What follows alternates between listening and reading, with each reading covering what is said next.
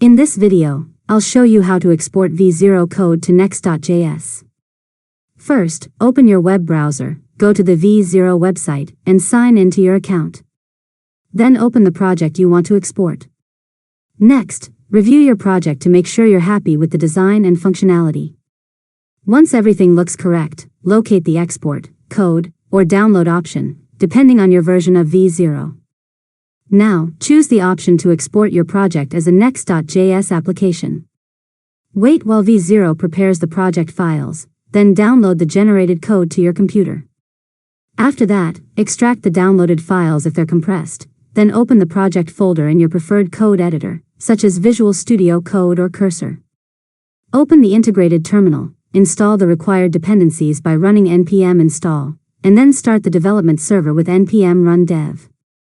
Finally, open your web browser and go to the local development address displayed in the terminal to make sure your Next.Js application is running correctly. You can now continue editing the code, add new features, or deploy your application whenever you're ready.